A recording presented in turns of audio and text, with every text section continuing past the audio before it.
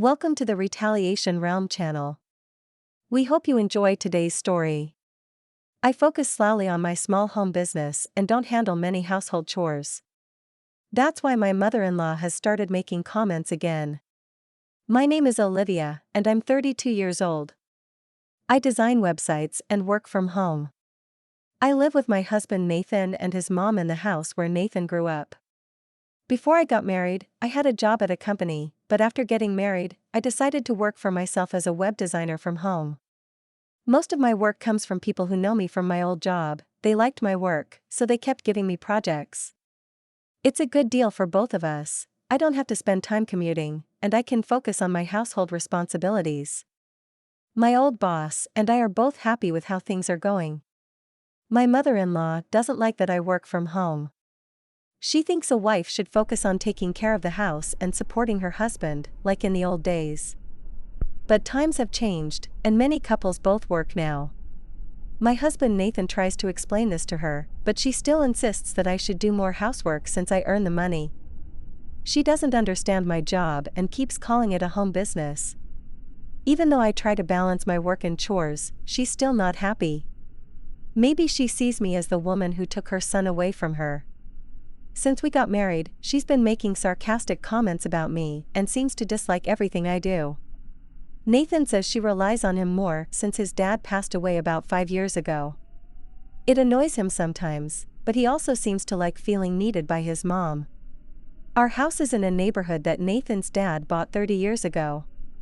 His life insurance paid off the rest of the mortgage, so now it's in his mom's name. It's just right for the three of us, and there's room for me to work, which is great. My mother-in-law has lived here for 30 years and has lots of friends nearby who visit often when they come.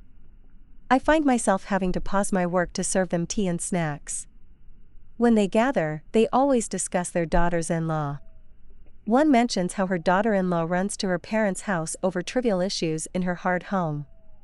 Another complains that her daughter-in-law spends too much money, causing problems for her son.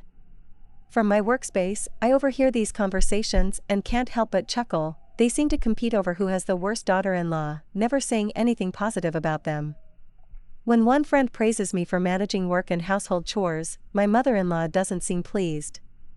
She dismisses my work as just a small business and wonders how much I make. Then another friend talks about how his wife spends her part-time job money on herself while her husband's money is for everyone. They all laugh, and my mother-in-law starts reminiscing about how things were different in her day. I tune her out with my headphones. I've heard these stories before, and they often disrespect modern wives. I focus on my work and block out the noise. One evening at dinner, Nathan casually mentioned wanting to buy a new car. I've been thinking about getting a new car. Is that okay? He asked, and my mother-in-law snapped back, wondering why he needed my permission. Nathan quickly tried to calm her down, explaining that it would be a car for all of us, so he couldn't decide on his own. Despite Nathan's explanation, my mother-in-law kept arguing with him. Since you're the only one with a driver's license, you should choose the car you want, she insisted. Poor Nathan, who usually listens to his mother, looked at me for help. You decide, he said, feeling stuck and frustrated. I told him, fine, don't keep asking for your wife's opinion. Just make the decision yourself. Nathan always checks with either me or his mother about everything.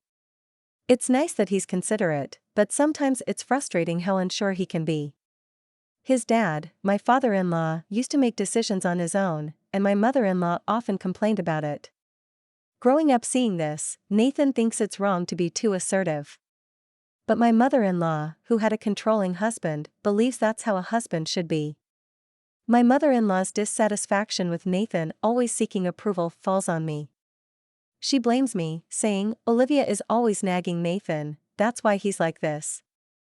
I was surprised and didn't know how to respond. Nathan chimed in, blaming me too, saying, yeah, Olivia is always complaining, that's why I can't decide on my own. I tried to defend myself, but it didn't help. Nathan always takes his mother's side. We've been married for 2 years, but he's never stood up for me in front of her. He apologized later, saying I'm the most important to him, but I'm losing trust. He seemed caring at first, but he never backed me up. I'm starting to question our relationship. Kindness and indecisiveness are different. I wish he'd stand up to his mother. About a month later, Nathan's new car arrived. The smell of a new car is the best. Let's all go for a drive on my next day off, he said happily. His excitement even spread to my mother-in-law. She commented on the car's cost, hinting it was paid for from Nathan's salary. Ignoring her, Nathan enjoyed exploring the car. I was shocked at its expense. Even though I said he could choose, I thought there was a limit. When Nathan came inside still thrilled, I asked, "How much did it cost?" He casually replied, $60,000. Seeing my reaction, he asked, "But you said I could get any car, right?" My mother-in-law quickly sided with my husband, saying, "You let Nathan decide, so don't complain now." While I did leave the decision to him, I also hoped he would consider our finances. Ignoring her, I asked my husband, "Where's the money coming from?" He hesitated, then admitted he was paying with a loan. Instead of addressing this, my mother-in-law shouted, "Olivia, don't complain, you're not the one paying." I wasn't sure if she was mad because I ignored her or because of what I said to my husband, but she gave me a fierce glare. "You're always complaining, even though you're living off Nathan's salary," she said harshly. I defended myself, saying, "I have a job too," but my mother-in-law dismissed it, saying I didn't earn much compared to Nathan's $5,000 a month. I was about to explain that the $5,000 was my salary, but when I looked for my husband, he had disappeared. I couldn't take it anymore. My mother-in-law even went as far as saying she wanted a daughter-in-law like me to leave soon. I had been patient, but I was done. Discussing my salary seemed ridiculous, and I didn't care anymore. Feeling frustrated with my mother-in-law's comments and my husband's attitude, I couldn't understand why he caused this argument in the first place. "Okay, I'll leave then," I said, heading to my home office. I grabbed my laptop and essentials and left the house, telling my mother-in-law I'd come back for the rest of my things later. She glared at me with a frightening expression, while my husband stayed in his room. As I left, my still angry mother-in-law shouted, "Make sure you've signed the divorce papers next time you come here." Did you hear me? It shocked me to hear her use such harsh language for the first time. Ignoring her, I stormed out of my in-laws' house. I wasn't sure if she was angry because I said I would leave as she asked, or because I confronted my husband about the money. Regardless, I knew I wanted to leave that house as soon as possible. After storming out of my husband's parents' house, I went back to my own parents' house for the time being.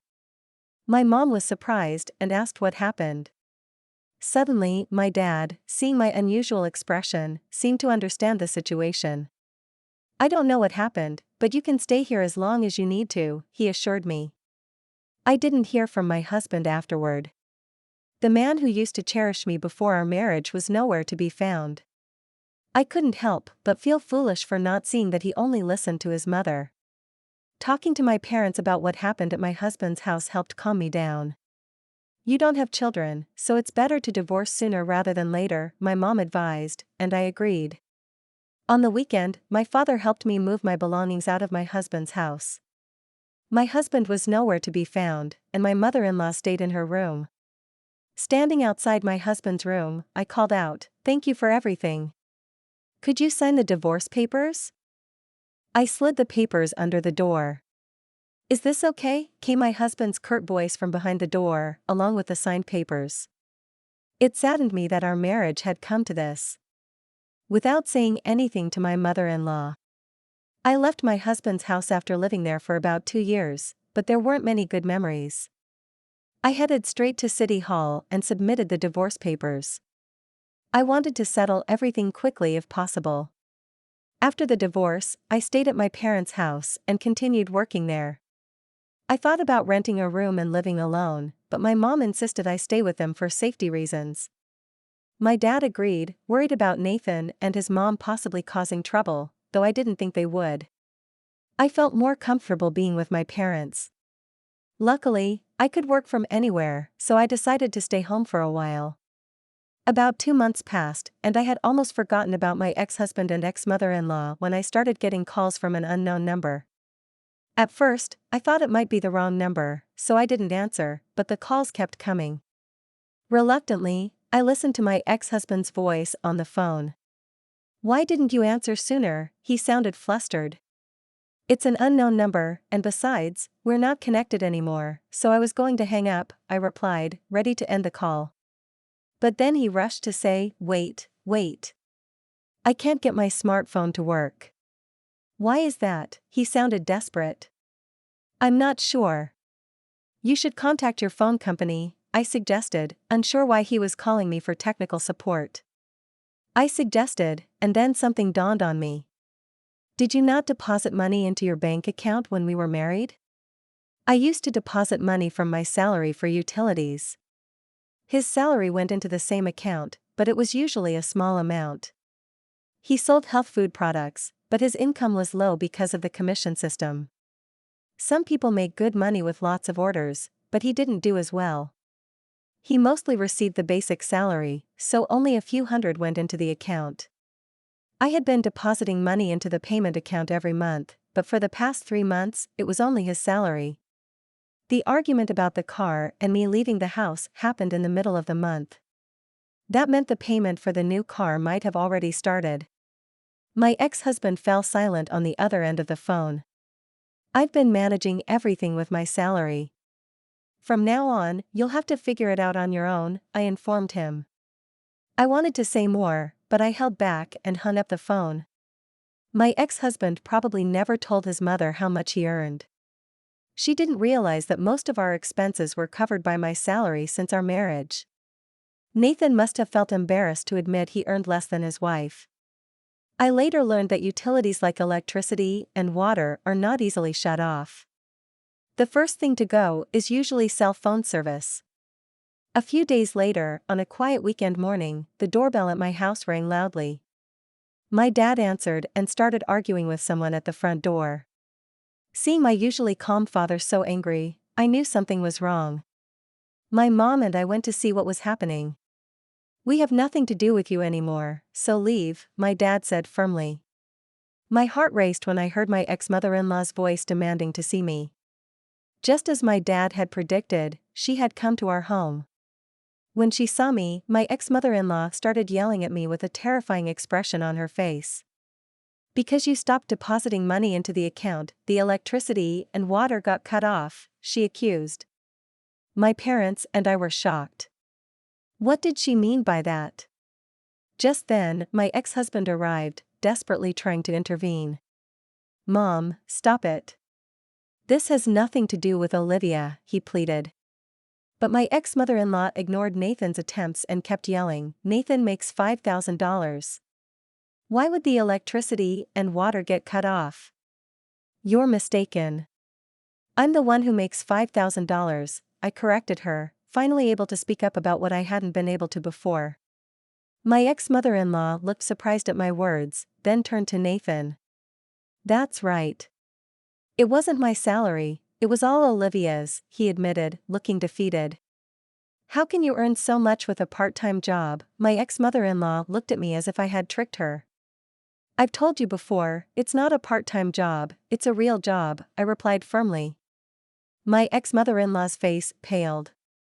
"How much does Nathan make?" she asked, her voice barely audible. "About $500 net," he answered quietly.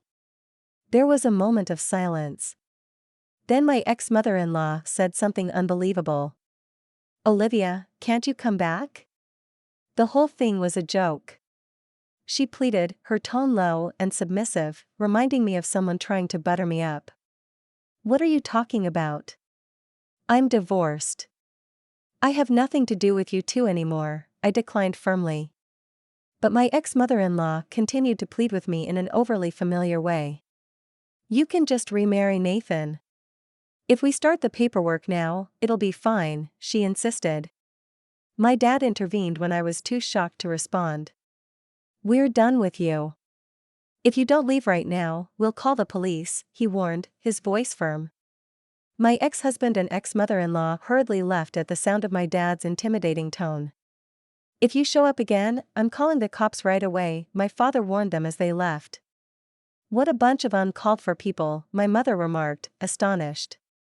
My father seemed even more furious. I'm glad you got out of that marriage, Olivia.